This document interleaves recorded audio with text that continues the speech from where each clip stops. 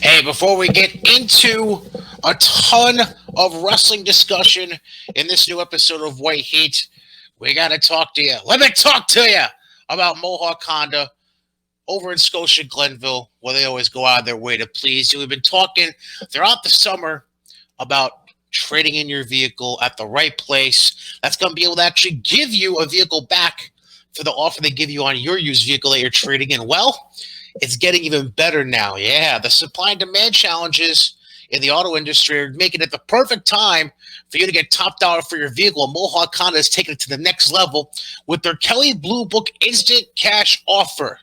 That's right. They're going to put cash in your hand the same day you come in, even if you're not going to buy from them. That's right.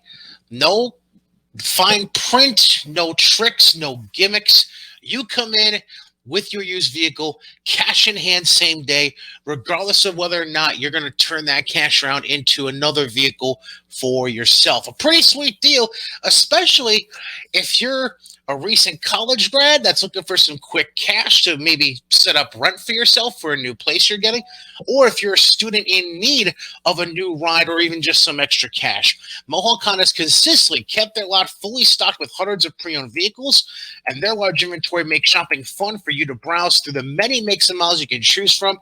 And you can even check them out online so you can scout out that new vehicle you want before you even head over to the lot in Scotia Glenville. So stop in, say hi to Greg Johnson, their assistant GM.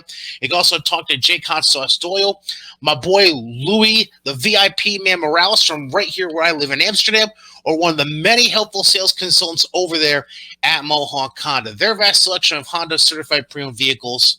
So now's the time. Take advantage of their Kelly Blue Book instant cash offer. You're not going to find this anywhere else, not just in the capital region of New York State, but anywhere across the Northeast area. Mohawk Honda, Scotia Glenville, where they always go out of their way to please you. And real quick, we've also talked throughout the summer about fixing your AC units and getting them ready. Well, now, weather is getting a little colder. We're getting into the fall. In fact, we just turned into the fall. And now we're going to be starting to concern ourselves about our heating systems, our furnaces, if you got to change out coils, all that stuff. You got to make sure you have that on lockdown so that you're not left out in the cold, literally and figuratively, come the winter. So what are you going to do? You're going to talk to Johnstone Supply in Troy to make sure your home is heated properly for the colder weather ahead. They're a family-owned and operated business for 6 decades plus. Johnstone Supply in Troy. They've been helping out New York State residents the entire time. You can visit their store on 6th Avenue in Troy for more information how they can help you out this fall, whether it's changing those filters, making sure your home is heated properly with a new furnace, or maybe you just got to fix your thermostat. That's easy as well. Johnstone Supply in Troy, their staff is ready to answer any and all questions you may have, whether it's George, Tom, or anybody else on their helpful staff. You can follow them on Facebook, searching Johnstone Supply Troy. Visit them at 6th Avenue in Troy at their actual hard location, or give them a call, 518-272-5922. And that said, hi, everybody. How you doing? I'm Brian. That's JJ. Fucking pointing. I'll get used to it eventually. Yeah, I know. I'm jackass. Yeah, I know. Episode 19 of White Heat. Here we are. And, so how's your week been, bud? It's terrible. All right. Don't. Okay. No, because I got the walking boot from my right leg, so I could actually start walking again. Right. And it somehow damaged one of the muscles in my leg, so I had to have him go back and adjust it, basically because of the way it was sitting on everything. And I forget the name of the muscle. It's like the peroneal longus or the lateral longus. It's basically this long muscle that runs basically from the side of your ACL all the way down and connects to your ankle. And that's the one that got hurt. So I have been in extreme pain for about a week, keeping ice on this thing as much as possible, not being able to walk. I can't really bend my leg, and it really sucks. So essentially, life continues to never be a dull moment for you. Exactly. Don't forget, you can check us out on Twitter. I'm at Brian Cady. BRIANCADY. He's at JJ_Alexander. If you have any questions, comments, concerns, gripes, arguments, whatever, you can always email that to me, brian.katie@gozillamedia.com. And well, let's just get right into it. What we've usually been doing. I mean, the labeling never changes, unless something drastic has happened in the most recent episode of Heels, because I know that's been how we've been usually starting shows for the last month or so. Mr. Alexander, the floor is yours. So it was another character building episode rather than actually going around the business. As far as character building, they were okay. They like tied up loose angles. They did the whole like, you know, Ace apologized for breaking Bobby's leg and realized that he'd been being an asshole and like stuff like that. Like, you know, just, you know, everyone kind of smoothed things out. So everybody's copacetic. So that was okay.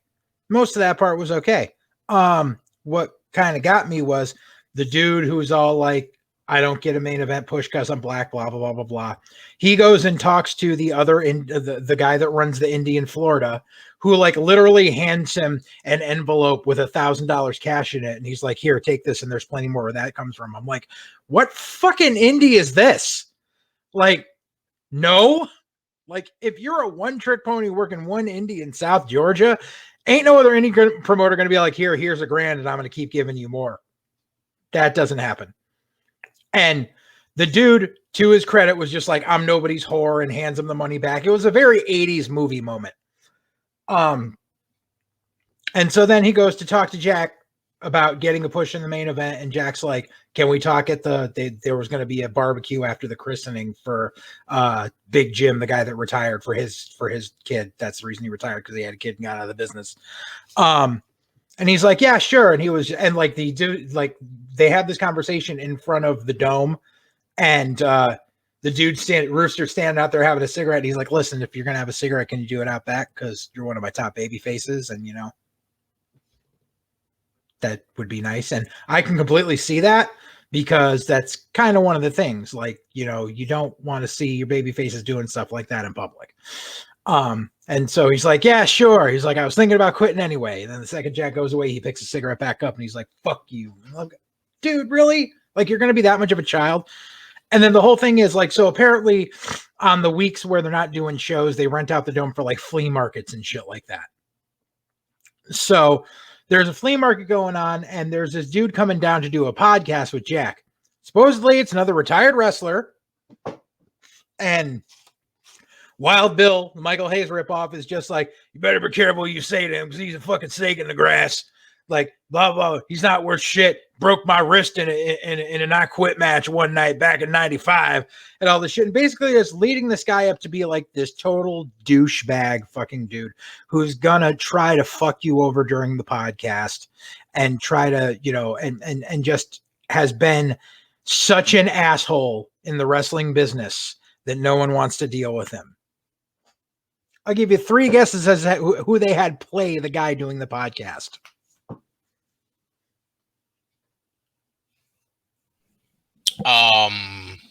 They actually got a retired wrestler. Oh, Jesus. Who's supposed to be this huge asshole and a giant snake? Jake Roberts? Nope. Sorry, I focused too much on the snake, I guess. I don't know. Well, yeah, I would have too. Who was it? Mick Foley. Yeah. Santa Claus Mick Foley in the Santa Claus Hawaiian shirt with the big gray beard. Biggest asshole that's ever been in wrestling. Bad character choice. Very. And Foley couldn't pull it off. Because the whole thing is like Foley's like fucking asking him about like how he coped with his dad's suicide. And he's like, we're not going to talk about that. He's like, that's what the fans want to hear about. And like, it was just like, it was a whole bunch of nothing. It was like a spot to get another wrestler in there that didn't fit. And it was just ridiculous. And so then like, basically like they're at the barbecue and Rooster goes and meets up with Jack in the fucking kitchen. And he's like, so I want to talk to you about being in the main event. And Jack's like, it seems like we always have this conversation and it's always the same way. It's just worded differently. And he's like, not from where I'm standing, and walks away. Like they didn't even have the conversation. And so then he's driving home and he calls up the fucking other dude and he's like, I'm in. Like, ooh, it's fucking indie wrestling. You don't go and stay with one company. Like, oh my God, it pisses me off so much because they literally show other guys coming into their indie every fucking week, but no one else goes outside of that. Like, it makes zero sense. Oh, that, and they showed, so remember I said they showed the baseball field and said that's where the state fair was going to be. Correct. So that was it. Just they were just there because Willie, the girl who does his production and stuff, she's like, you wanted to see what 10,000 seats outside looks like, so here. And they were at a small baseball field. But the whole thing is, the South Georgia State Fair is depending on this little indie to sell 10,000 tickets to the state fair. Good luck with that. Yeah, like it's up to them. Like, I'm sorry, but when I go to the Big E, I don't see fucking the artists playing the free stage coming to me to sell tickets to get into the Big E. Like, it's the state fair. Right. You shouldn't have something being you're like you want to bring in people, but you shouldn't be forcing that attraction to sell the tickets for you, because that's literally what they're saying. Like that doesn't happen. Like even when you like indies around here, when they run a carnival show, the indie wrestlers aren't out there selling tickets for the fucking rides. Like, no, that's not how this works. You're doing it as part of the carnival. People have already paid to get into the carnival, and oh, look, there's wrestling. So yeah, good character building, still bad on anything business oriented. Sensibly, that sums up the show basically. Mm-hmm. All right, well, I feel like we'd be remiss if we don't at least address the very big elephant in the room from the past week. Yeah. So if you watched the first episode of, I believe this is season 3. It's the second half of season 3. Second half of season 3, right. Of Dark Side of the Ring on Vice. It covered the plane ride from hell, which essentially was, remember correctly, this was like summer of 2001. WWE had just done a tour of Europe. Yeah. Correct? Which included, among the underlying plot lines within the, of everything that happened, included, and I vividly remember this because I remember it being discussed at length on the Broken Skull sessions with Stone Cold and The Undertaker, where Stone Cold's knee brace clipped Taker's ear and almost cut it off. So basically, Taker was either stay behind and get a private flight and get treated, or fly home and hope nothing bad happens. He took option B, was sleeping the whole flight, woke up to the Kurt Angle, Vince McMahon scuffle, but whatever. That's Yeah. If you need more about that story, go watch WWE Network on Peacock. Shameless plug for them. Anyways, so the obvious elephant in the room regarding Dark Side of the Ring was a detailed story from a stewardess that was on the flight, and she basically detailed a very poor encounter with Ric Flair, to the point where she says basically Flair cornered her and asked her to touch it. Basically. Now, you would think that's bad enough. But then the incident gets doubled down by Tommy Dreamer's remarks on the show about the incident, where essentially he was excusing the antics of Ric Flair, and for lack of a better phrase, at least from what I understand from the quote that I've seen and heard, it basically sounded like Tommy was saying the stewardess was out for a money grab.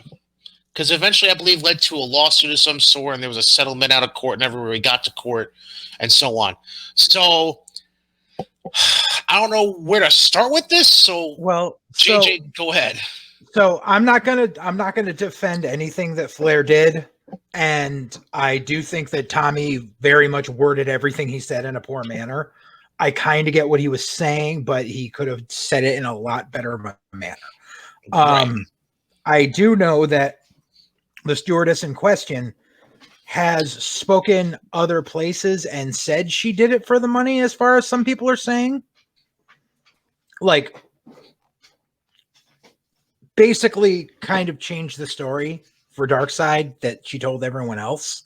Mm-hmm. And that's why she settled out of court. Because, yes, Flair was naked. Yes, Flair flirted with her. But as far as everything else goes, is hearsay, because her story has changed on that.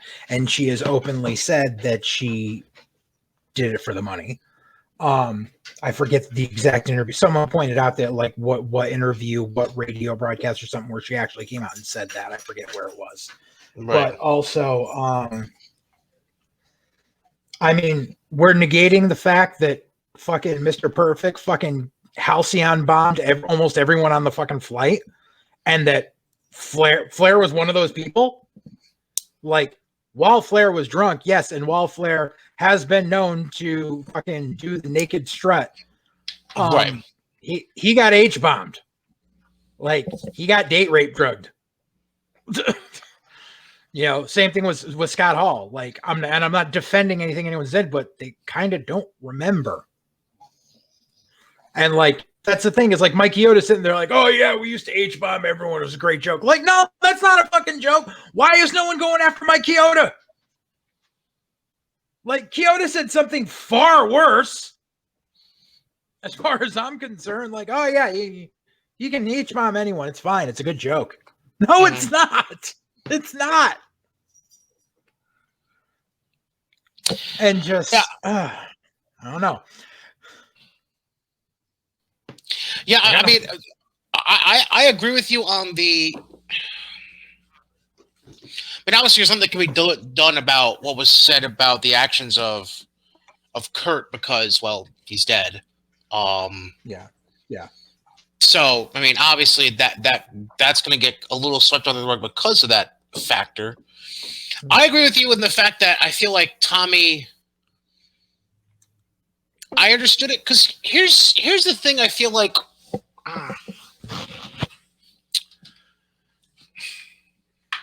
I feel like people that are never behind the scenes in the business and are strictly just fans will never understand how locker rooms really are. Yes. And will never understand the bonds that are shared by men and women who share locker rooms.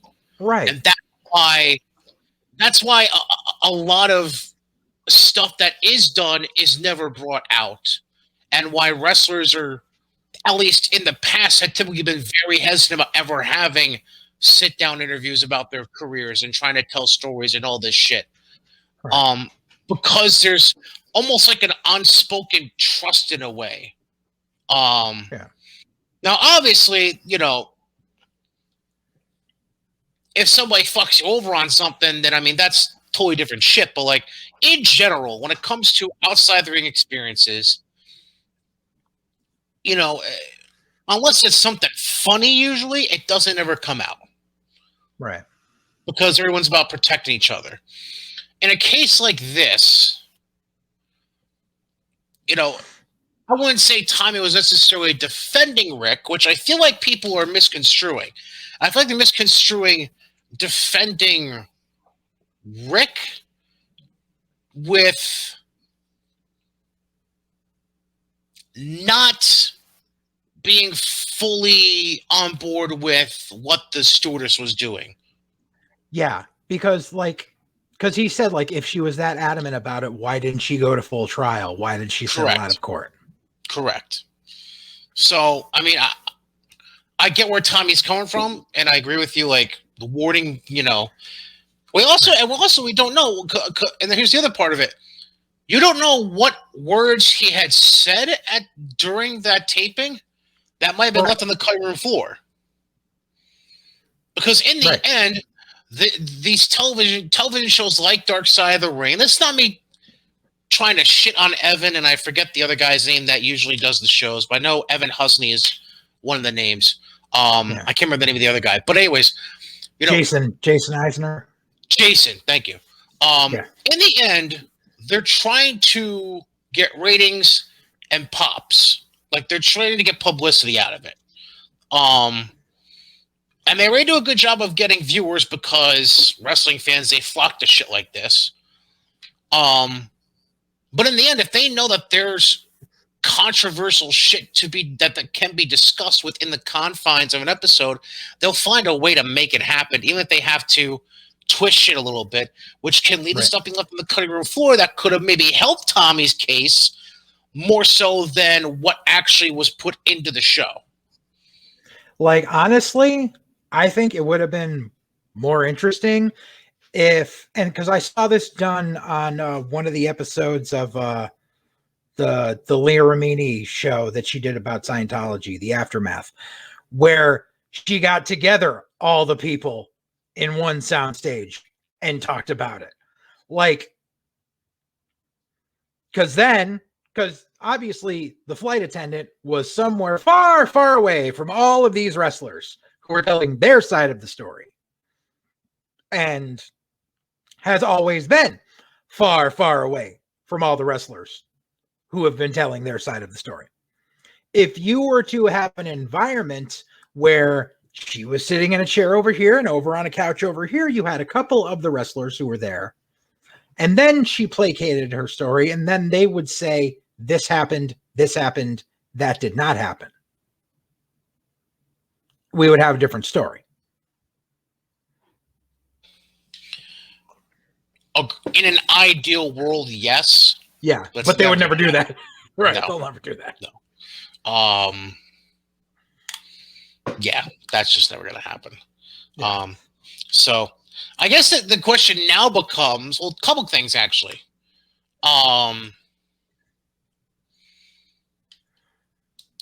Number one, is it possible WWE got tipped off that this was going to come out, and maybe that's why they cut Flair? No, Flair asked for his release. Flair asked to be released, dude. Okay. So to follow that up, how much more, because they've already edited him out of their intro montage. Yeah. Right. How much more do you feel like they distanced themselves from Flair going forward? I don't know. I think there's not much really to be done at this point because he's already left the company. Yeah. I'm assuming there's going to be no desire on either end for him to come back because A, Rick is in one of his pissy moves still towards the company, and B, I don't see why. I know it's Rick Flair is Rick Flair, but like I don't see why they would ever have the necessity. There's between a want and a need. I don't see why there would ever be a need to have Flair involved at all. Yeah. So how much further could they distance themselves at this point? Right. I think they're just doing the healthy thing right now. I know Flair said he would come on. Was it Renee Paquette's podcast and tell his oral sessions? Yeah. Yeah, and tell his side of the story. He said, "Wait until after it, and then I'll tell my side." And I think Flair will get out there and tell his side, and then we'll see where things go. I mean, it is what it is at this point. You know, Tommy Dreamer. Right. Tommy gave his apology, and Impact still has him suspended and busted open, got rid of him.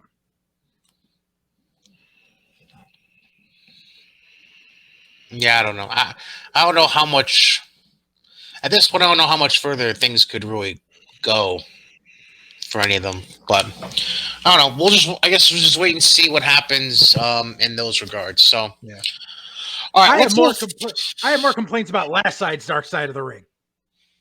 Which one was? What was last night's? Because I Canyon. listen. Oh, I want to know one reason. Why the fuck were the Young Bucks on that episode? So, and we're going to touch on the Young Bucks more later in the show because you requested that. So we'll get to that. Here's, oh man, because I found something during the week that also is Ric Flair related, actually. Do you remember Chris Kanyon going on Howard Stern at all? Yes. They brought that up in the Dark Side with Flair talking about him and Cena talking about him on Howard Stern. Correct. I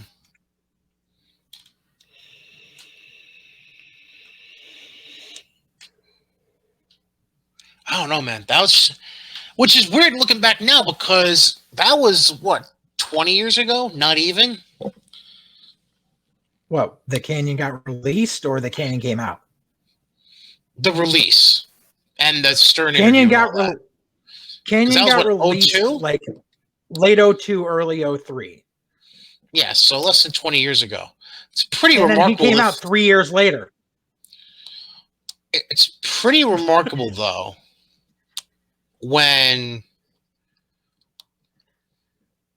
because for what I remember during part of it, Chris at one point mentioned how, like, because they brought up his WCW career, and apparently Bischoff openly knew for the longest time and had no problem with it. At least that's what Chris said. He said that during the Stern interview. But here's what here's the crazy part. It's just and then I'll let you go. It's amazing to think of how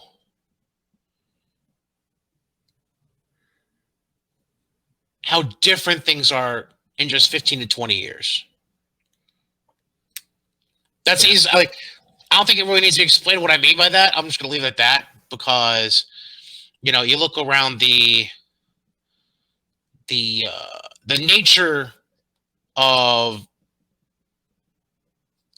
our society and wrestling now in 2021 and how it was apparently still in the early 2000s. It makes you go, wow, that's not that long ago. And we've somehow come an interestingly long way from that. So go ahead.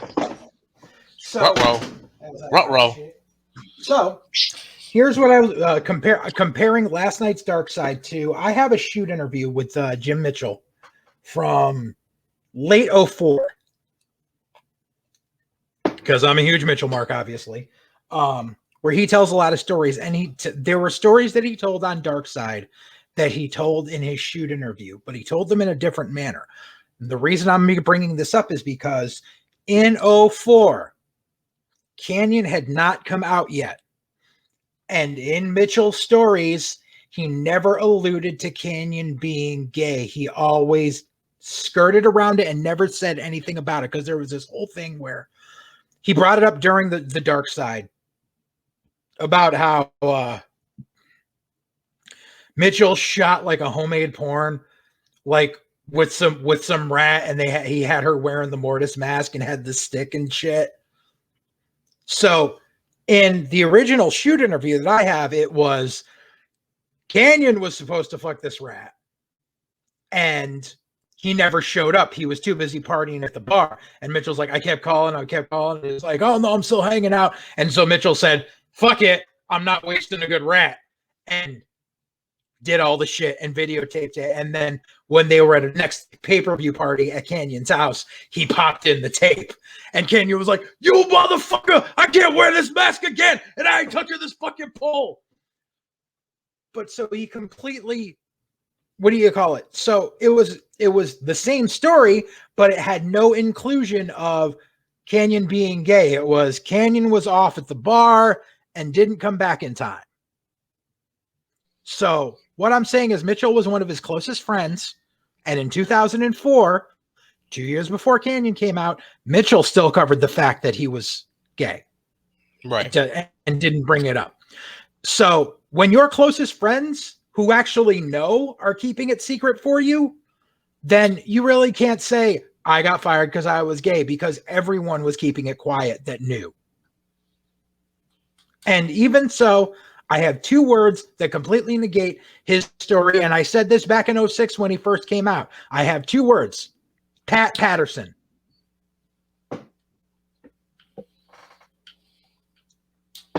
Vince knew Pat was gay for 40 fucking years. True.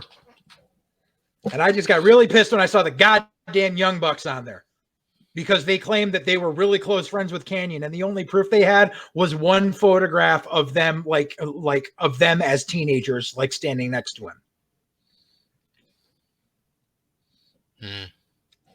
Odd. Very odd. All right, let's transition into a little bit of injury news. Seemed like there was a whole rash of injuries that happened over the last week. Let's start with the big one, which is Tetsuya Naito. He suffered a knee injury during his first match of the G1, which was back on the 18th. Basically, just to take a look at the release that came out from New Japan, he suffered damage to his left meniscus and MCL and was deemed unable to compete for the remainder of the tour. And at least as of the release of this statement on September 21st, this came out. There's no timetable set for his return. All of his tournament matches remaining are going to be counted as losses via forfeit, and each opponent will get an automatic 2 points. And then all of his remaining opponents will instead compete in special singles matches that will have no impact on the remainder of the tournament for them. Yeah. So, so basically that fucks up about a month. I mean, obviously it's one guy, so you can work around it. Yeah. But that essentially fucks up, that puts things into more of a more confusion, basically, regarding the G1. Yeah. I'm trying to I mean, it's one less of the obvious choices of who's going to be at Wrestle Kingdom, but I mean, still, it sucks. Correct. Give me one moment here. I'm just trying to pull up the blocks again real quick. Bear with me. So in Naito's block, you had Ibushi, you had Ishii, Yano, Takagi, the world champ. Kenta in there, and ZSJ, and a few other. So that's essentially the standouts that were in the block.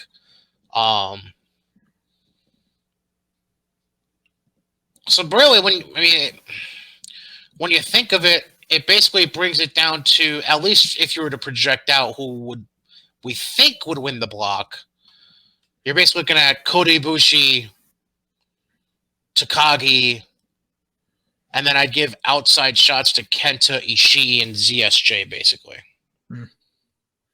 But yeah, I mean, Naito he's a big dynamic figure that's a draw, and to see him go down, that just really sucks.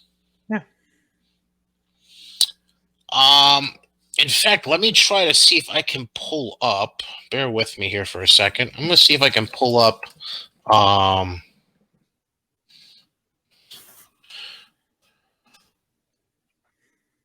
gonna see if I can pull up any kind of results so far. So give me 2 seconds here. I'm just gonna see if I can pull up any kind of updated. Oh, perfect. All right, so right now, just so everybody knows, in Block A, Great Okan. I don't know who the hell this guy is, but he's 3-0 right now. Yeah. And he leads the table at 6 points. And then you have a clusterfuck of people at 4 points with Ibushi, Yano, Takagi.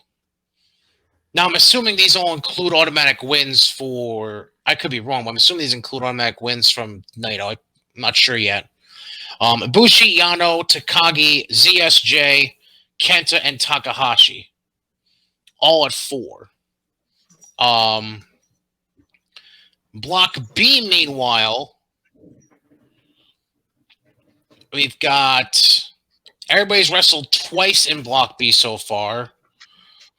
Okada, Tai Chi, and Jeff Cobb are 2-0, and they lead the table at 4 points.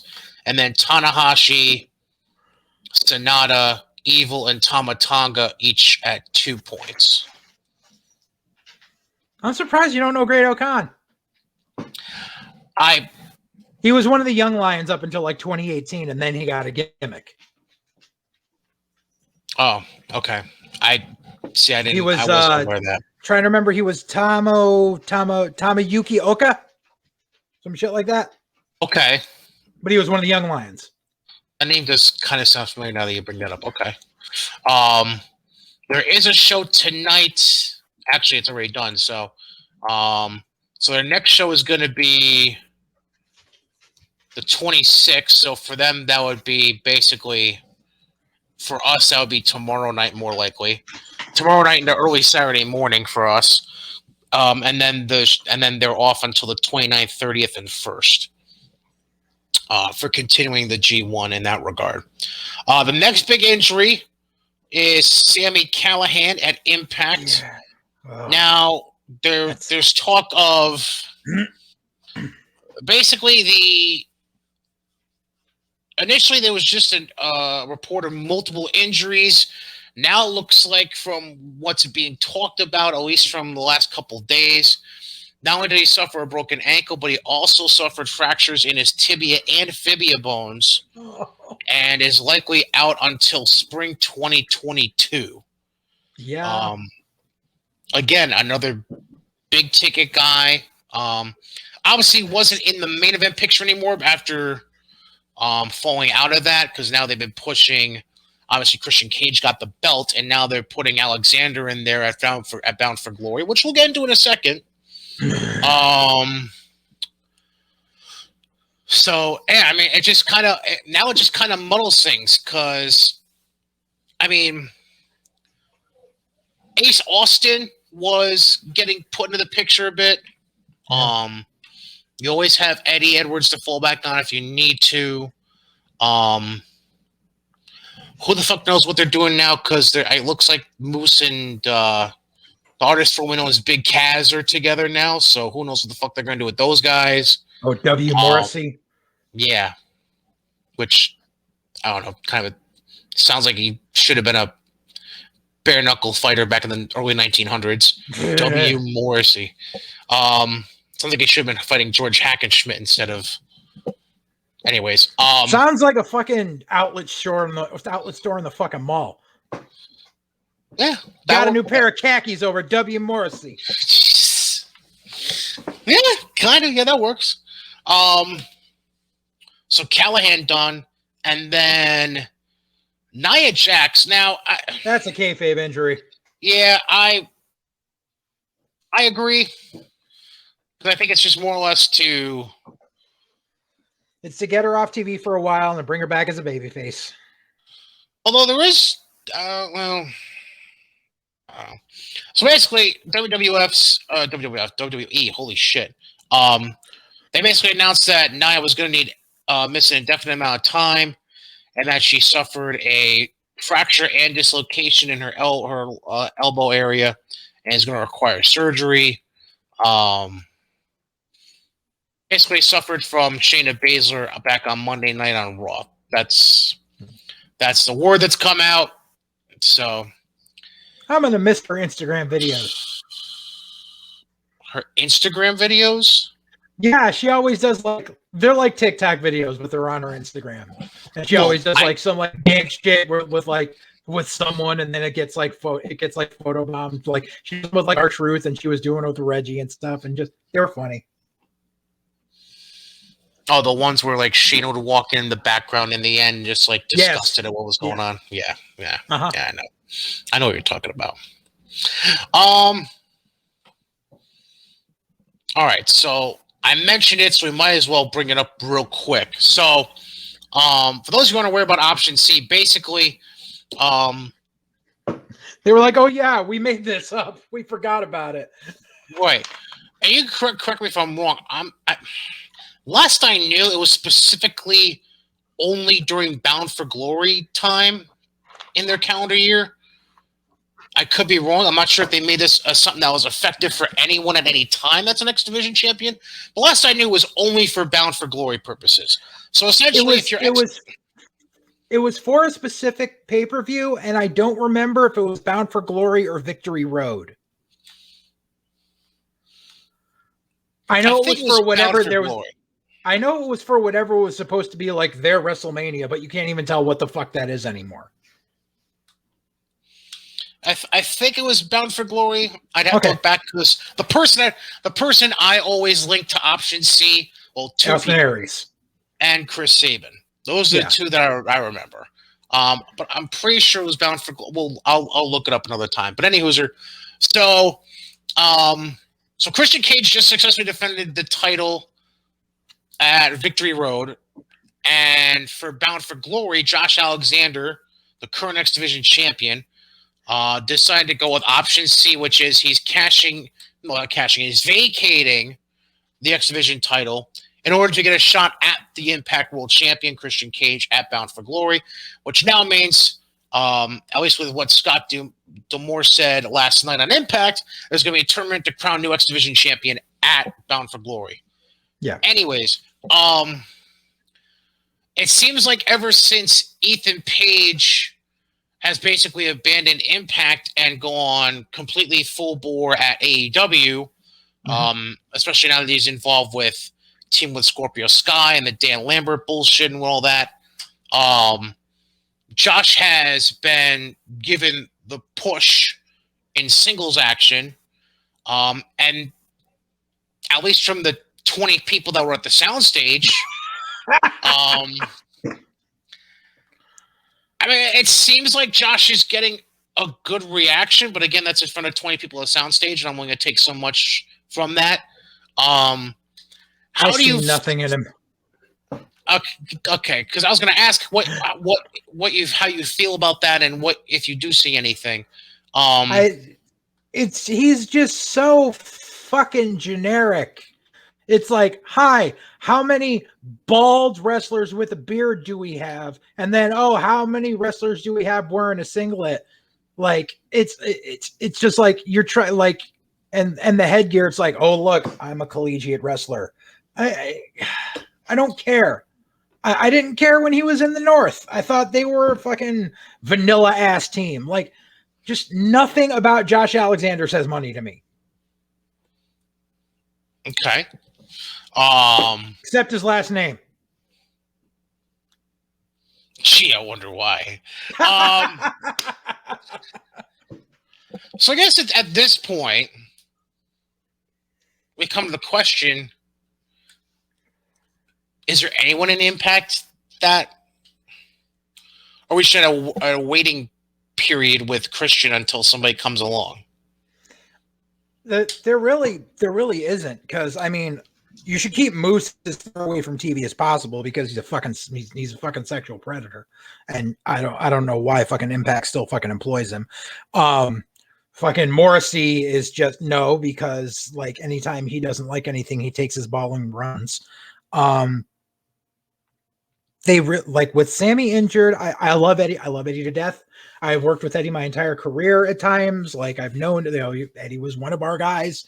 I love Eddie to death, but Eddie can never cut a promo. But I mean, and he's always the guy to fall back on to put the title on. I mean, really, like, everyone there screams of mid card. Like the only person who could elevate himself that well there is Ace Austin, and they already screwed that up.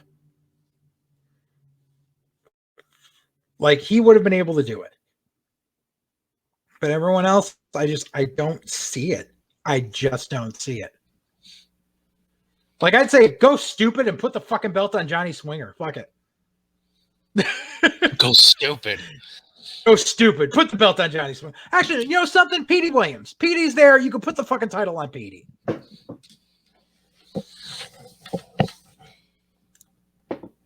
He'd be a believable champion for me.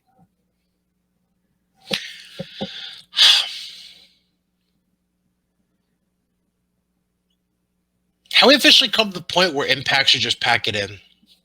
Oh, we've been there for a long time. Right. There's been different incarnations of we've been there. But it's weird because it's just weird because you feel, how should I put this? It kind of felt like when they were infusing AEW, there was a chance for that to open the door for more talent, whether it be directly from AEW or people interested in what was going on between Impact and AEW. And now that the whole Omega shit is done. Right. That's all they got out of it was a couple of Omega appearances. And you still have the Good Brothers with the tag straps, if I remember correctly. Yeah, but I think they're the only ones that are contracted to Impact but are appearing on AEW. Correct. They're just double dipping. Because that's the thing was you didn't see any Impact guys on AEW. You only saw Omega, and that was it. Like that whole partnership was just total bullshit. It was an excuse for AEW to run commercials on Impact to the fucking 45 people in the country that have Access TV. You know, that could be a partial solution to AEW's, well, one of AEW's problems. Okay. What if, because a common theme over the years, particularly with Vincent Kennedy McMahon, is this theory of keeping smaller national companies afloat with money. He did it with ECW back in the day. So what if they kind of go that route, but instead of with money, Tony helped keep Impact afloat by having some of their extremely dumb influx of talent be Impact only for a time. Because they're at a point where there's no true depth to the talent pool. And this isn't just a world title issue. This is a general talent pool issue throughout the roster of Impact. The women's division is essentially Jordynne Grace and Deonna Purrazzo. And maybe Mickie if they decide to put the belt on her at Bound for Glory. That's really it. And Kimberly,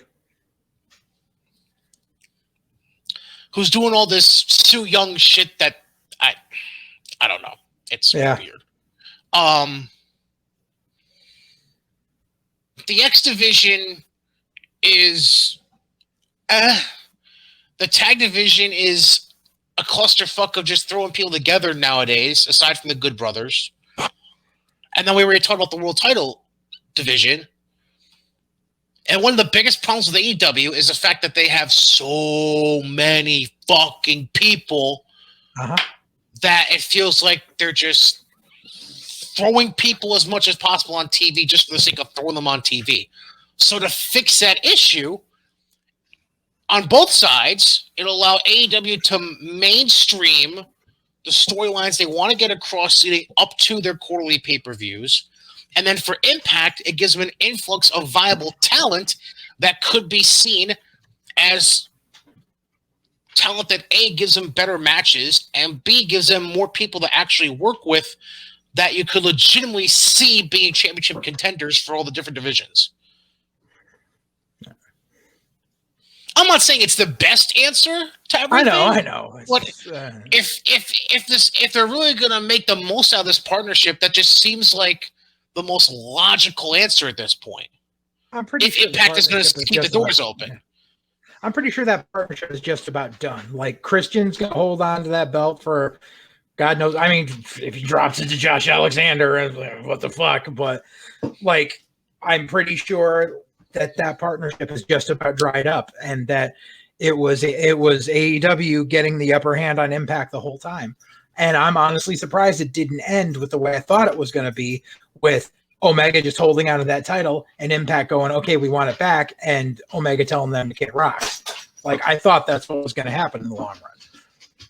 But apparently now it fizzled out. It's because Impact moved to fucking Wednesday, to Thursdays. So AEW could no longer use Impact as a fucking spot to run bumpers for their show. So there's nothing left to it. Well, you could use it to run bumpers for Friday Night Rampage. Yeah, you could, but now that Rampage is pre-taped, like, no one cares. Just saying. So you're saying Omega was going to pull a Stan Hansen and run the belt over with run the belt over the car and then mail the belt back? No, I think Omega was just going to be like, "Fuck you, I'm not returning it." Like, I thought he was going to pull a Tessa Blanchard. Oh boy, we're not gonna compare Kenny Omega to Tessa Blanchard. Okay, we're not gonna do that. Why not? They're both talentless.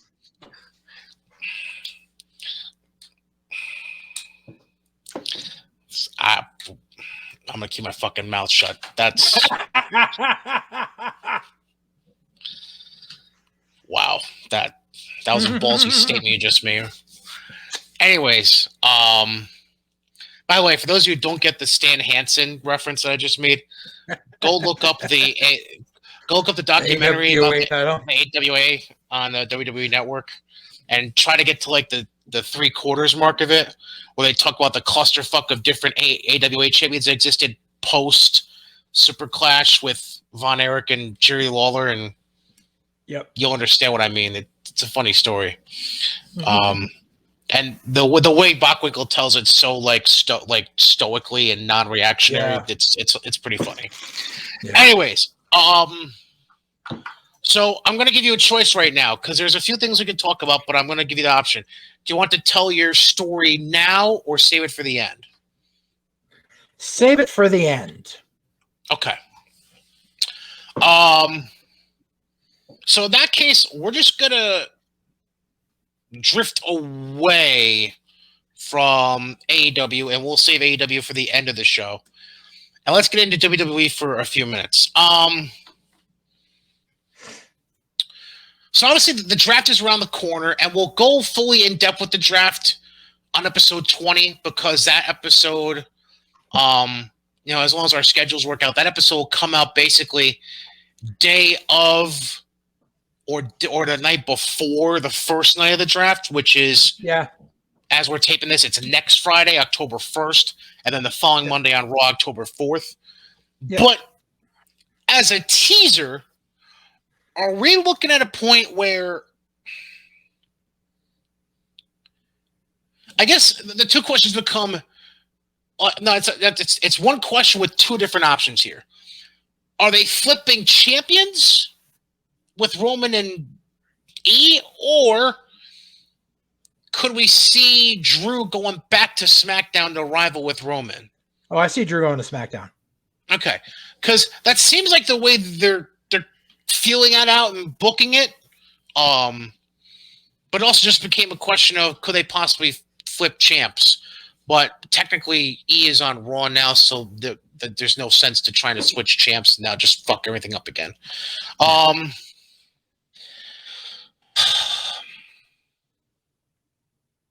Fox wants Roman, so that's where the belt stays. Right, sensible. And Fox wants Brock, so that's where Brock stays. So we start out with, just to kind of go through it, Bloodline beats New Day, whatever. Dude, okay, I have a very big issue with that shit. With the match in general, or something specific within the match? Something specific within the match versus something that happened later on in the night. Okay. So during that match, fucking Trashly comes out and starts beating up everyone on the outside, throws Kofi into the ring post, blah, blah, blah. The referee is staring at him doing it. And does not call for a DQ. Lets the match finish and lets Roman get the pin. But later on in the night, someone comes running down and starts attacking people on the outside, and the ref fucking goes nuts and tells them to fucking go to the back with fucking Omos. Oh, during the Orton Styles match? Must have been, yeah. Only thing that makes sense, I suppose. The referee stared at people who were involved in the match getting beat up and didn't do anything. Oh, yeah. He tripped up Orton outside, and the referee tossed Omos from ringside. Exactly. But in the case of Trashley, he physically watches Kofi and fucking E get taken out and doesn't do anything. Like, that's an automatic DQ. It doesn't have to be in the fucking ring. It's participants in the match. It's basic fucking shit.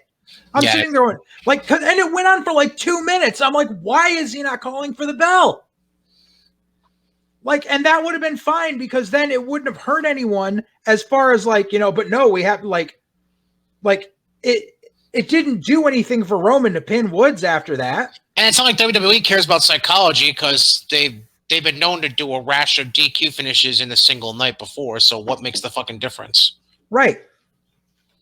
And then Lashley attacks the Usos too. So it's like you could have just thrown it out as a no contest, but they didn't. Like, that made no sense. Right. Can we just agree that this Doudrop Eva Marie shit needs to stop? Like, yes. Can we just stop it, please? Yes, absolutely. Are they basically trying to make Humberto Carrillo heel, or are they just trying to really make Mansoor and Ali that much of a face team?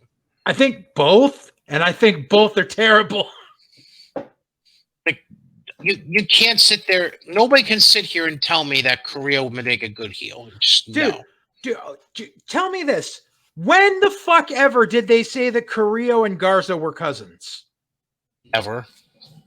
But now all of a sudden they are. Because they don't know what to fucking do with either of them. Because here's the clusterfuck they had. So the clusterfuck they had, if you were to just rewind 18 months ago, you had Zelina, Andrade, Garza, and then briefly you had Theory involved in that.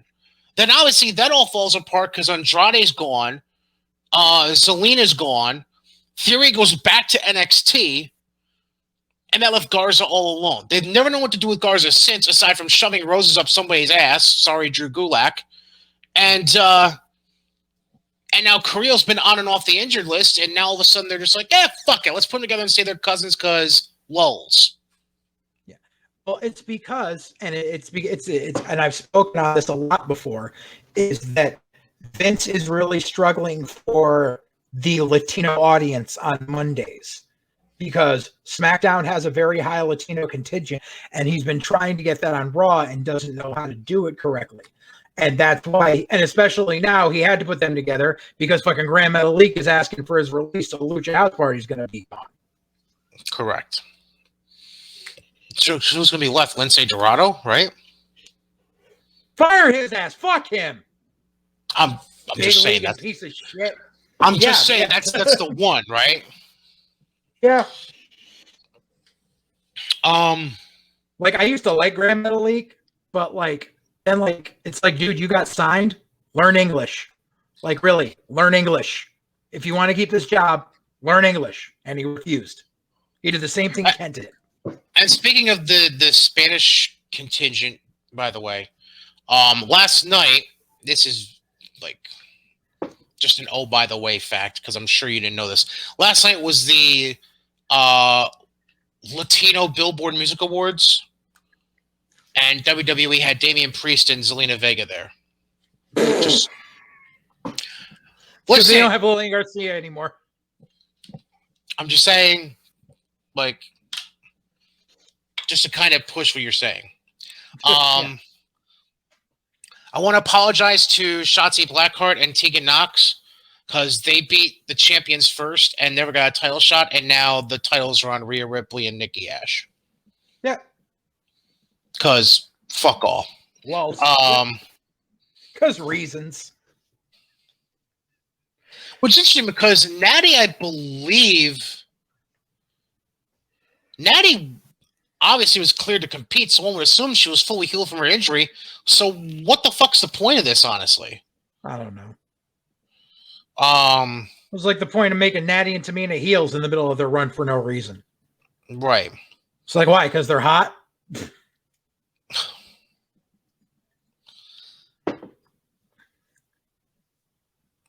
What did we accomplish from this triple threat that ended Raw, by the way? I feel like it really didn't accomplish anything, honestly. It made E look like he could hang, but it made Roman still look dominant. Because that was like I feel like this match would have made more sense in 2 months when they're prepping for Survivor Series, but right now it does nothing for me. Well, see, that's the thing, is this way they can go back to Survivor Series and they can reference this match, and E can say, "You never pinned me." You think they're really going to give a fuck to go back that far? They'll probably use it as an example. But I mean, because it was the only thing that there were only 2 solutions to the way this match could come out: is Roman pinning Bobby or E pinning Bobby. Any other outcome would have made everything go to shit. Well, yeah, obviously, because you're going to protect one champion and put the other over. You're never going to have it be, yeah, right. Jesus Christ. Sorry, I just saw an alert on my phone that. All right, quick sidebar. I know this is not wrestling. Do you watch any MMA at all? Or no. Okay. Are you aware of the name John Jones at all? Kinda. Okay. I'll save the rant for my own private stuff. Okay. Oh, man. If you're an MMA fan and you're listening or watching this, by the way, YouTube, like and subscribe. If you listen to us on Google Play, Spotify, or Apple Podcasts, rate us, subscribe to us, leave a comment, leave a review. Thank you much. If you're an MMA fan at all like me, or at least an MMA follower like me, you'll know the name John Jones. Anyways, that's frustrating enough. I'm sorry. I can't think of anything else WWE related. Oh, NXT. Yeah, was a decent show. Was a decent show. Decent show. Was a decent show. It was a decent show. There we go. Still had some flair as far as formatting to the previous week, but I liked it a little better. Yeah. I liked how they set up Briggs and Jensen as a tag team, and that's actually the first time they've done any vignette with a bar in like 5 or 6 years. Yeah, yeah. They're also doing vignettes for this Tony D'Angelo dude. Yeah. Don't know who he is. He's a homegrown guy. Oh, okay. So we'll see on that. He's gonna be like fucking Johnny the Bull Gravano. Well, yeah. Yeah. Trying to think of anything else. You know something? When upon the first watching, when Joe Gacy was out there, I was like, "Is this a fucking rib?" But then I went back and watched it the next day.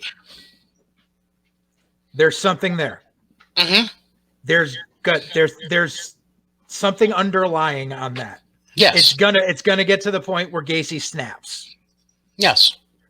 Which I'm okay with, because at first I was just like, they're taking another deathmatch guy and making him a fucking incel pacifist. Like, what the fuck? But there's something there, and so I'm okay with it. Thank you. Good. I'm glad we agree. I'm trying to think if there's anything else that really even stood out.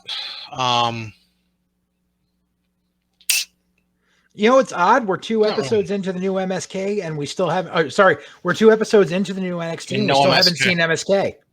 And that includes the fact they booked 3 title matches for the next week, because they got because Strong just won the Cruiserweight title from Kushida. He's going to turn around and defend it again next week.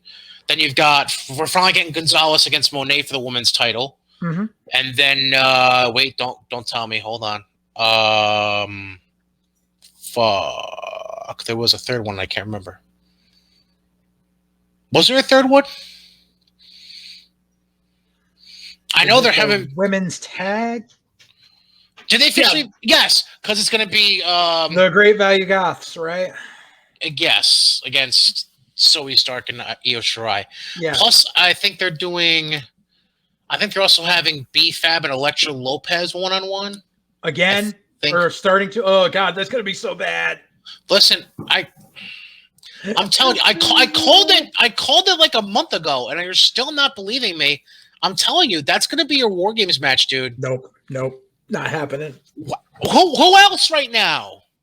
They've got time, dude. War Games is in November. You know what I can honestly see happening now? Old NXT versus new NXT.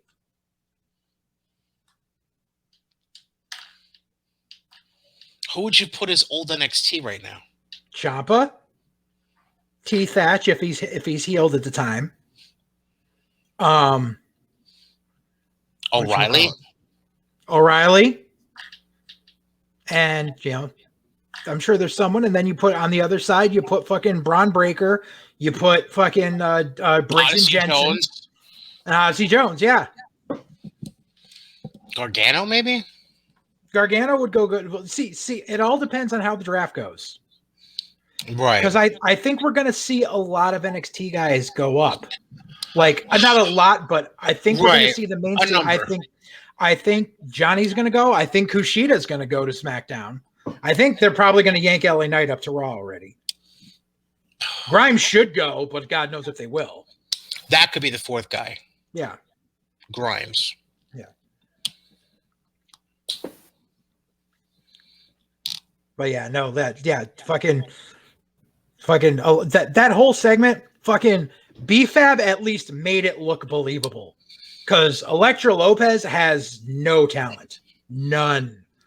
Like B-Fab, nothing she threw in that cat fight was even close, by the way. Exactly. Meanwhile, B-Fab came in like a bitch wanting to fight. Like, right. I've been outside the nightclubs in Hartford at 1 a.m. and seen fucking bitches fight. And that's what that looks like, is what B-Fab was doing. Elektra was just like, dun.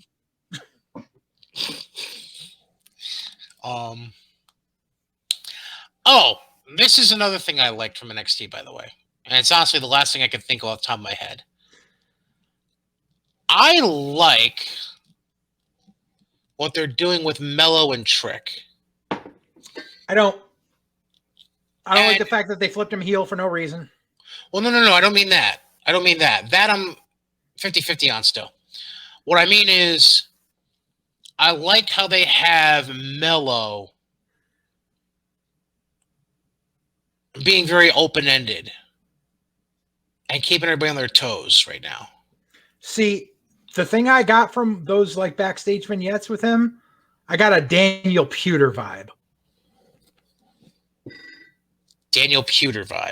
Yeah, like after he won Tough Enough and he was just like, I'm hot shit because I won Tough Enough and everyone's just jealous of me because of my money. That's what I got from Mello. Except he's not going to go out into a Rumble match and get chopped to death by 4 guys and then thrown out of the ring. Well, yeah, no, because Mello actually worked before and isn't an asshole. I saw a clip. Oh, God. Why did I even see that clip the other day? Somebody brought that up at some point. I don't know. I was watching something, and the person being interviewed happened to bring that up, where Puder was in the Rumble, and then it was him. It was him, Eddie, and Benoit. Eddie and Benoit just decided, fuck this, and just went back and forth chopping him in the corner. Then fucking Bob Holly comes in.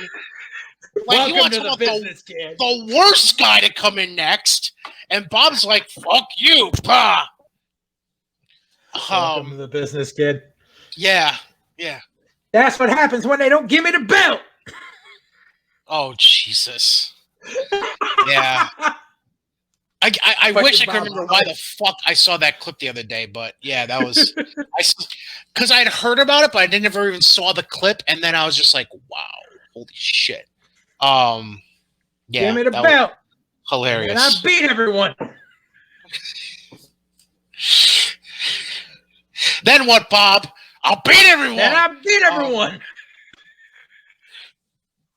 Oh man, that was what? That was Pritchard talking about him, I think. Yep. Wasn't it? Yep. Yeah. Oh Jesus. Okay. Oh, it's good to get that laugh out of the way because I feel like we're not going to laugh at all about what I'm about to bring up here.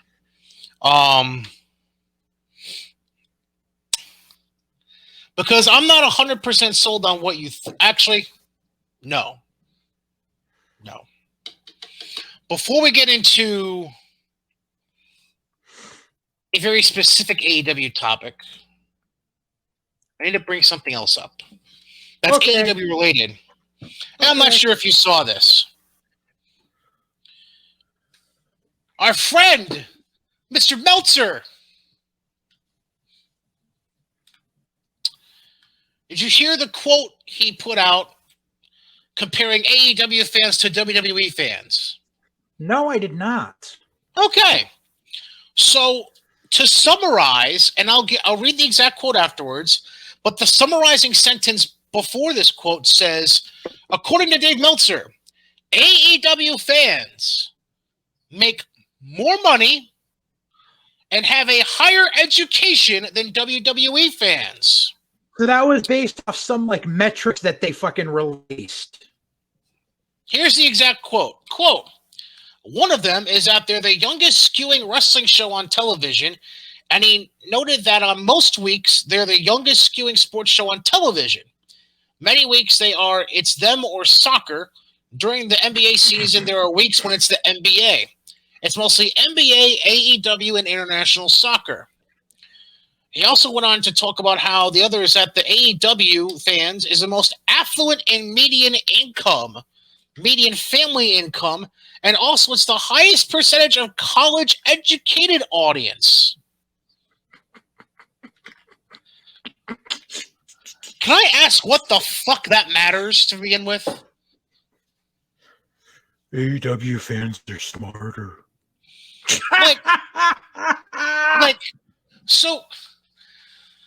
So he's not only in the back pockets of everyone at AEW, he's in their pockets so deep, he's putting out meaningless statistical bullshit that has fucking nothing to do with the product that's being put out by AEW. Like, yep. What's the point? It's just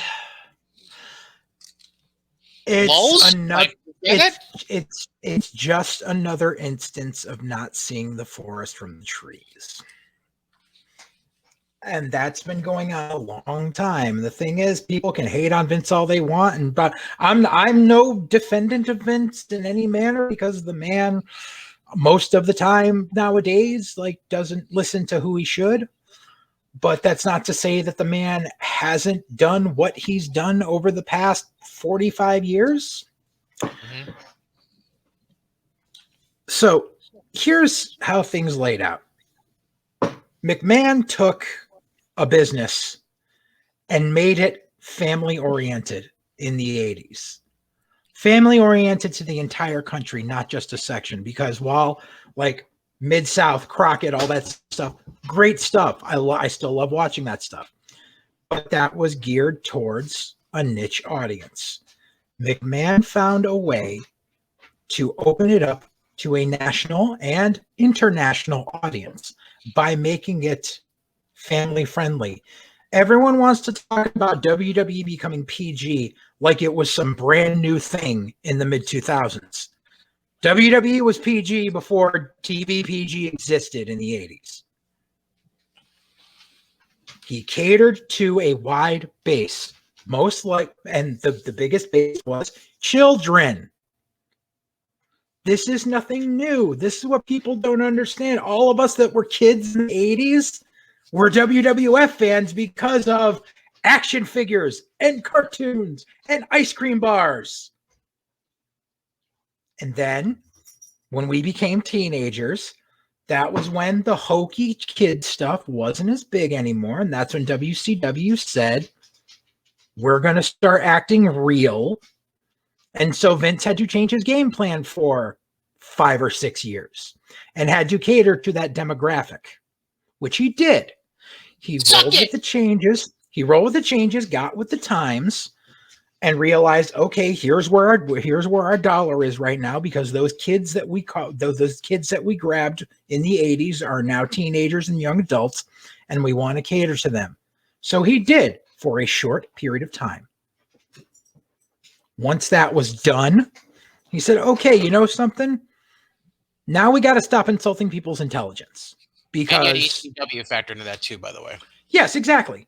But afterwards he was like, okay, you know something? Now we've got to kind of get away from that, because there's only so long you can live on that. And that also he looked into the factor of all of those people who were kids in the 80s, who then were teenagers in the 90s, are now in their mid to late 20s to early 30s, and they are parents.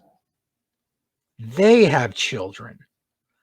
We're going to go back to marketing to the children, because now we have two generations in the same household who both grew up on a certain product. That is here. And that is why WWE has remained PG since then. And here's the difference between WWE and AEW. I mean, I'm sure that there's, I could go on for hours about that, but here's the difference. And I've mentioned it before. You look at AEW's audience, and what do you see? You see 18 to 49-year-old males. That's it. You don't see women and children. You like sparse, like I think I saw like maybe one or two kids in the crowd in the New York show. But it's a whole lot of single guys. WWE, you turn it on, and there's families. Like they always do the thing was, this family got a pack of upgrade tickets because of Domino's and blah, blah, blah, blah, blah.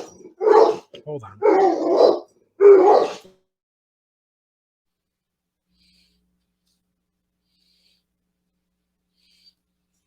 Anyways. So, and that's always going to be the case. So while Meltzer can sit here and go, blah, blah, blah, blah, college educated and affluent and blah, blah, blah, blah, blah. You think Vince gives a fuck about that? Vince gives a fuck about who has kids, who was fucking in the mid 2000s that reproduced. That's all I care about. Because you know something? The AEW crowd ain't been fucking without paying for it. They didn't reproduce. So guess what? Keep your fucking crowd, because you're only going to grow so much. Meanwhile, I'm going to keep selling action figures and toys and doing more cartoons, appearing in Scooby-Doo and shit like that. Why? Because now I've got kids and people, I've got people who grew up on it as kids who will still be like, you know something, this is kind of hokey, but I remember the good old days. And this is something I can bring my kid to. You can't bring your kid to fucking AEW.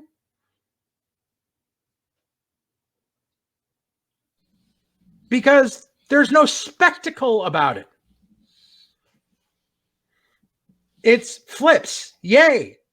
There's a reason when you go to the circus why the acrobats are only one part of the whole program. I can't argue that. I really can't. Just lulz from Dave. That's all I can really say. Just lulz. Lulz. Guess what? You don't want a smart audience. You don't like there's a college educated. I'm college educated. Fuck you. It doesn't mean shit. What does it mean? It means you got the highest base of fans that are in crippling debt. That's what you've got. So you got the highest base of fans that can't pay to come to your shows because they got $700 a month in student loans to pay off. Good job, guys.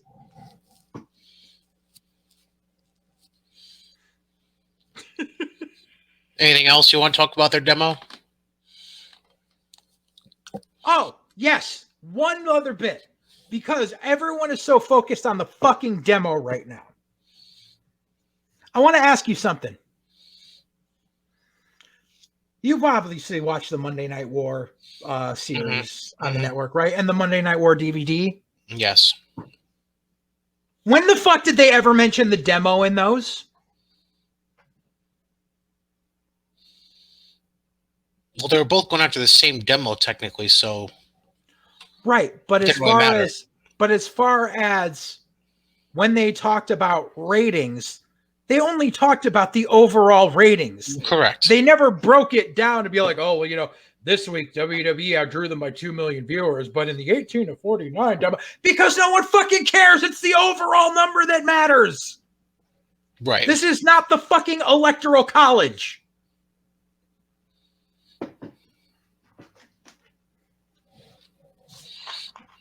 Seriously, that's what it is. That it's all they can fucking cling on to. They're literally treating it like it's the fucking electoral college. Like, oh yeah, you got more people in this state, but we got more people in this state, so that's 10 more votes. And fuck you. No, it doesn't matter. It's overall. It's the popular vote. Suck a dick.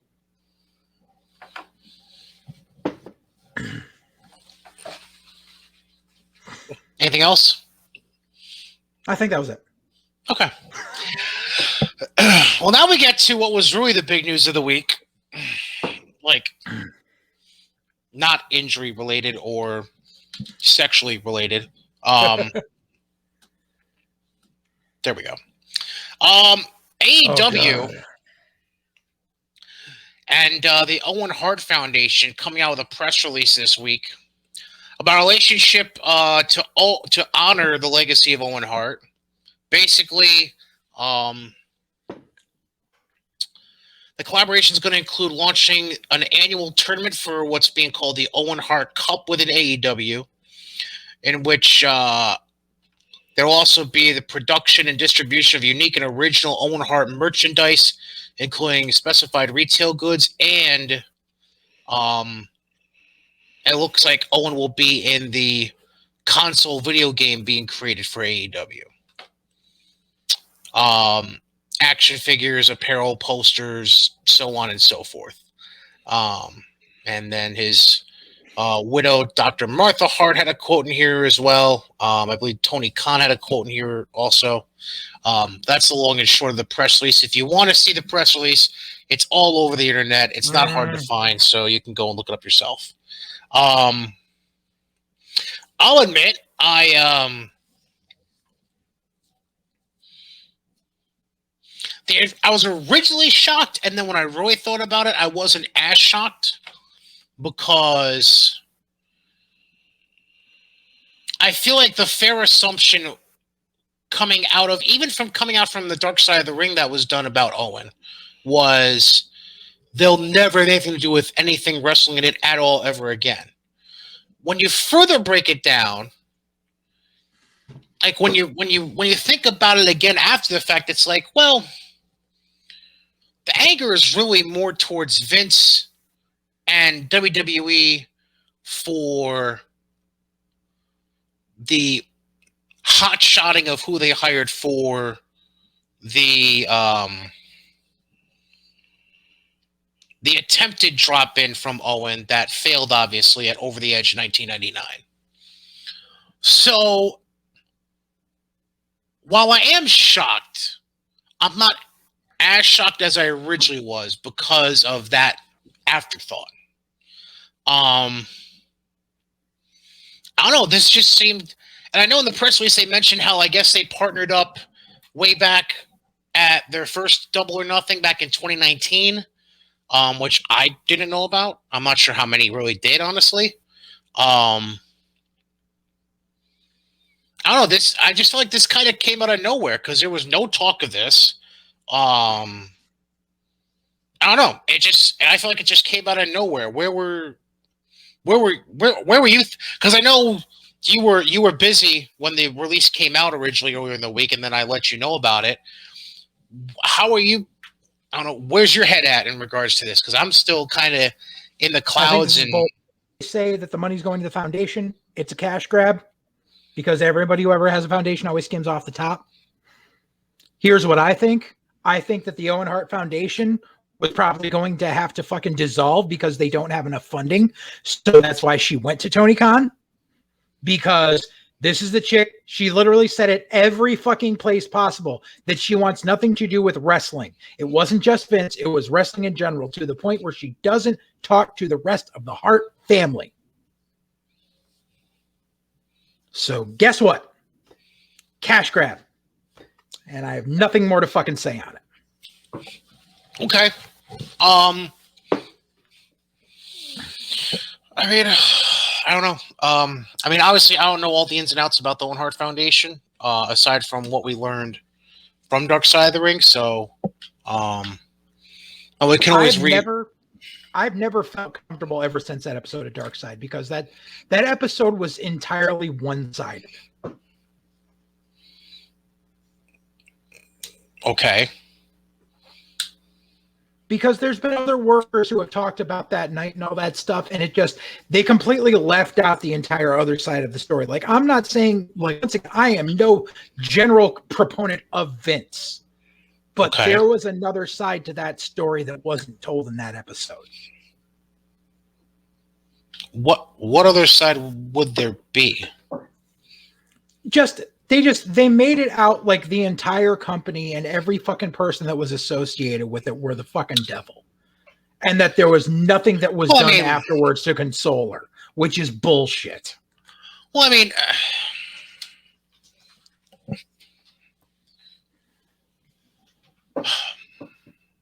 like, I'm not trying to make light of the fact that Owen died and that it was a terrible fucking accident, but there was just like, it was like, the only way I can describe it is our ring announcer, Matt James. Right. He was the world's biggest fucking Owen Hart fan, and he was waiting for that episode of Dark Side the entire fucking season. And the moment it finished, he messaged me and he was like, that was bullshit. I was like, okay, so I'm not the only one. They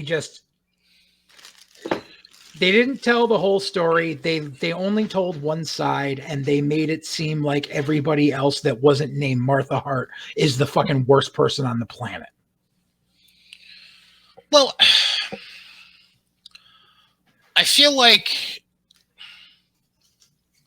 I don't know if it painted that grandiose of a negative picture. I mean, obviously there's still a lot of contempt, discontent, I should say, held towards Vince and, again, whoever it was he hired for that rigging. Beyond that, who else is there really to blame at that point aside from those people and whoever the agent was? It's not the blame about the actual incident. It's basically like everything that happened afterwards, like in the years following, not just that day. Like, is what I'm saying. Is like, Martha Hart basically made it out to be like no wrestler ever consoled her and no one ever cared about Owen and all this shit. And nobody tried to fucking reach out to her and all this shit. Like, that's where it became total bullshit. To the fact where fucking, Mark Henry begged her on his fucking Hall of Fame speech to let them induct Owen to the Hall of Fame. And she's like, fuck you.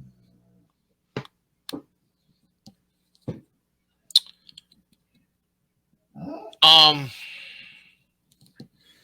don't know. I just, the other problem to this whole thing, correct me if I'm wrong, she sued Vince. Yes. So what kind of reaction did she expect after the fact? Like, I'm not saying that her suing Vince completely excuses WWE giving zero recognition to Owen since then. But it gives them ample reasoning to have hesitancy towards trying to do anything for Owen. But the thing is, they've attempted to try, and she's always said no.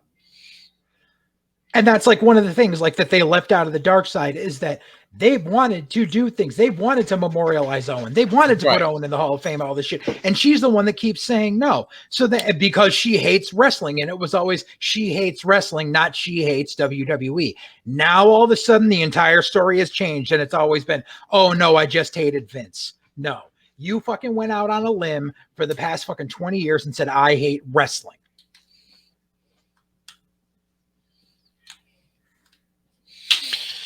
I don't know. It's obviously a weird situation, and obviously more will come out soon. One would assume, but we'll see what happens with everything that happens with AEW going forward. All right, let's get to the grand finale. It's not now. I'm labeling Well, it. it's not really behind the black ball. Well, all right, then we'll just go back to labeling it. We're not going to give any. We're not going to give any coverage of the fuckery of Wednesday night. Fuckery of Wednesday night. Yeah, people saying it was the greatest match they've ever seen in their lives when that was boring as fuck.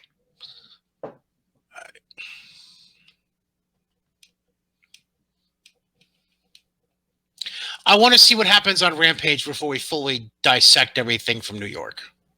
Okay, but I mean, like, number one, you knew how how Kenny and fucking Brian was going to end 1 second into the ring announcements because they never announce a time limit.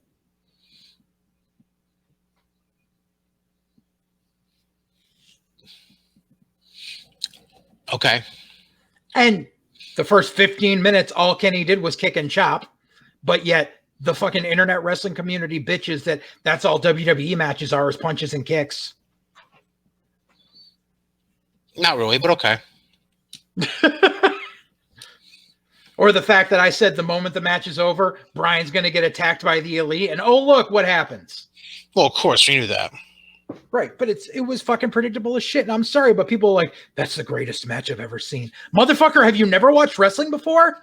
I could name 10 matches off the top of my head that were better than that.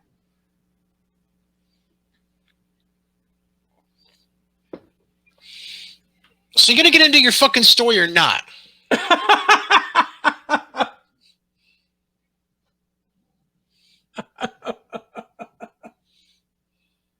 I guess I'm going to have to. Okay, so I honestly, I'm amazed that I haven't told this story on here.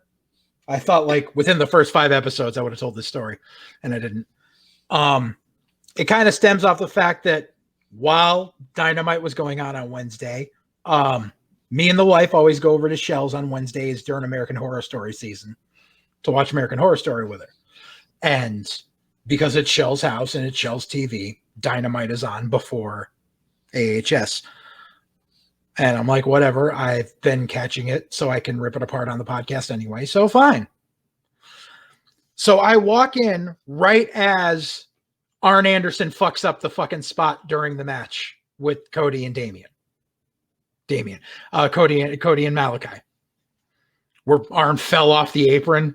Yeah, and then had to get back up to fall off the apron again. Yeah, where the fuck did Damien come from, by the way? I don't know. Damien, Alistair, Malachi, it's all devil names. Like, yes, yes. Cody Rhodes fought Damien Demento this week on Dynamite. But so like I walked in and she's like, Arn Anderson is fucked up, and in a bad Arn Anderson voice, I'm like, hurry up, get back in there and hurry up in there and finish burying this kid, as a joke.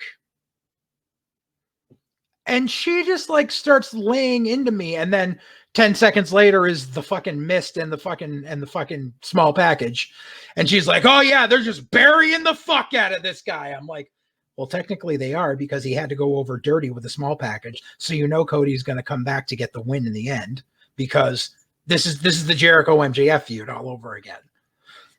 But whatever. But I was just I was just like, who the fuck pissed in your cornflakes? Like, I just walked in, I said a joke, and you start fucking laying into me about it. And she's like, because all I see in my news feed all day is you talking shit about AEW. I'm like, I really don't talk all that shit about AEW online.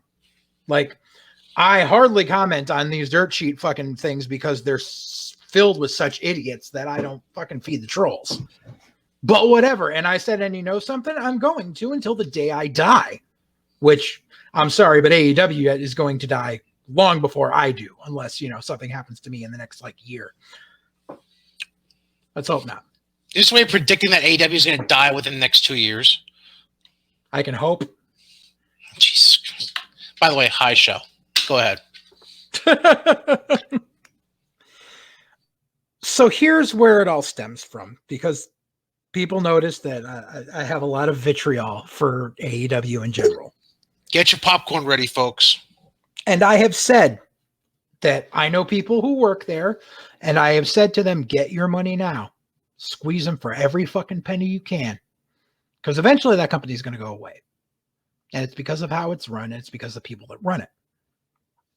Now, usually people are like, oh, blah, blah, blah, you're a bitter worker, some shit like that.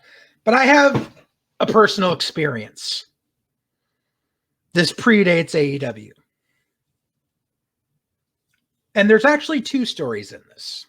There's one that doesn't involve me, but I would like to bring up because it just shows the character of the people that run All Elite Wrestling. So a couple of years ago, there was a show in Connecticut by another company who me and their owner have not always seen eye to eye, but we tolerate each other. We're copacetic with each other. We both grown. They booked Cody Rhodes on their show. And Cody decided after their show a couple weeks later to bury the company on someone's podcast. And the whole reasoning was because Cody agreed to do the show and do a VIP thing after the show with this bar that was sponsoring the event. And it was basically just like, come in, like, you know, come into the bar, like, you know, sign a couple autographs, take a couple of photographs, half hour tops, whatever. Not a big deal. Cody did the show, was asked about the after thing and said, I don't feel like going. To which one person who was there, who wasn't the owner, said, well, you want to get paid, don't you? Just insinuating that you agreed to this as part of your payday. So Cody shows up in a fucking hoodie and sunglasses at 10 o'clock at night, like, and sits in the corner of this fucking thing, just being completely unapproachable. And I got this story from Matt James, because when I first saw the info about the podcast, I kind of laughed because I'm like, ha ha. And then Matt James told me, he was like, no, Cody was a complete fucking asshole that night. He was like, he was completely standoffish towards everyone and acted like he didn't want to be near any of us and that we were all fucking indie scum. So, number one, Cody Rhodes looks down on indie workers like they're scum. Keep that in mind. But that didn't involve me, and that's secondhand info. Now I will tell you firsthand info. So, late 2015, like autumn 2015,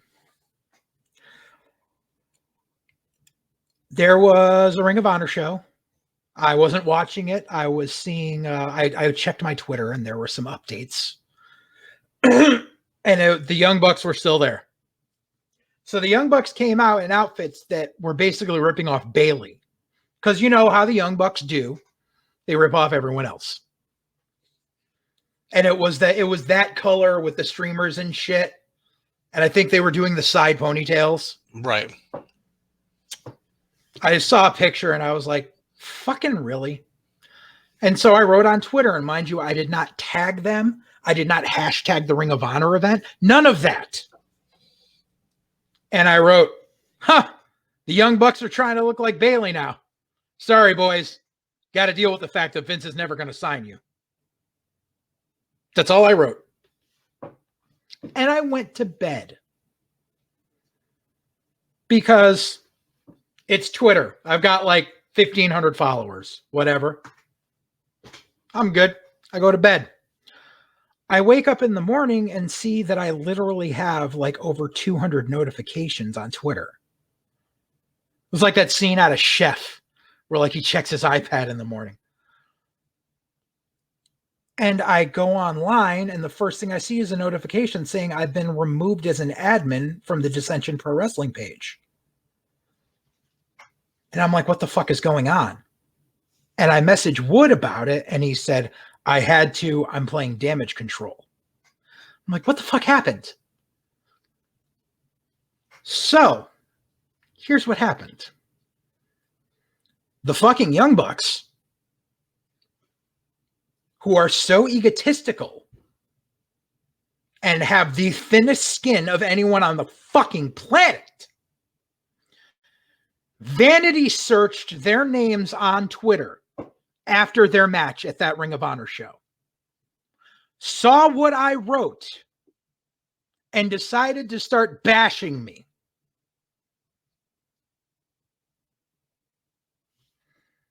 To which I responded, they basically said, who the fuck are you? Burn in Mark hell. And I responded with, that's really eloquent. By the way, I'm a promoter. Like, not that I would ever book them, but these are guys who are still on the indies and they make their bread and butter off of getting promoted. And if one promoter doesn't like you and they can tell other promoters about it, just, I wasn't making myself out to be king shit of fuck mountain. But whatever. In the meantime, what had happened was the Young Bucks had told their followers that I'm a piece of shit. They tagged me. They tagged my company. They tagged my company's Twitter and my fucking Facebook page. And fucking told their followers to basically shit on us as much as possible. And so my inbox went up. The DPW Twitter inbox was blown up. The DPW Facebook inbox was blown up. And the comment section on the DPW page were blown up with, your owner's a fucking mark. Fuck you. Your company's a piece of shit. Blah, blah, blah. And Wood had to play damage control. In the meantime, the Bucks also decided to tag Kevin Owens in it and be like, look at this fucking mark. And then Kevin Owens said, careful, guys, he's a promoter, as a joke, which I got roasted by Kevin Owens. Okay, that's kind of fun. But literally, they went to every fucking extension to blackball me from the fucking wrestling business because I had an opinion about them. And they decided to just fucking go off and try to make my life hell. I had to put my Twitter to private for a good long time. I had to put the DPW Twitter to private. And Wood had to remove me as an admin. And basically, he made an announcement on the page that I was no longer an owner of the company. He said, we're going to have to wait for this to blow over. And it took a few months. And it was like early January of the following year where I actually sat down and had lunch with Wood and was like, so are we going to get past this or not? He was like, I think enough time has passed. He's like, we'll do something. And he had to he had to convince the other people in the company that he talked to me and that everything because everyone else thought it was kind of dumb at the time that I got attacked like this. People are entitled to their own opinion. And I didn't tag them. They sought me out. It was for another story for another time. I had a similar fucking experience with Reggie Hardy, but that's a story for another day. But so the moment I heard that the Young Bucks were opening up a company, yes, I am going to hate that company till the day I fucking die because these motherfuckers tried to take my lifeblood away. I have a life outside of the wrestling business, but damn it, I'm trying to fucking do something in this business. And it's not about putting myself over. It's about having a company where I'm able to elevate so many other people so that maybe they get recognized one day. And these motherfuckers tried to take it away from me. And so that's why I have so much hatred for fucking AEW, because two of their fucking EVPs have proven that they are such pieces of shit that they can't take the slightest bit of criticism. And plus, it was even worse when, what was it, last year, where they deleted their Twitter accounts and their dad went on and said, there's too much toxicity on social media. Motherfucker, they're the ones causing the toxicity. They're the ones sending people after other fucking people going, these guys said something bad about me. Blow up their fucking social media. I couldn't fucking believe it. Seriously. Like, to this day, I can't fucking fathom the fact that you're that fucking childish that a guy with a fucking regional indie promotion pissed you off that bad by making a joke that you have to try to ruin his fucking life. It's fucking beyond me.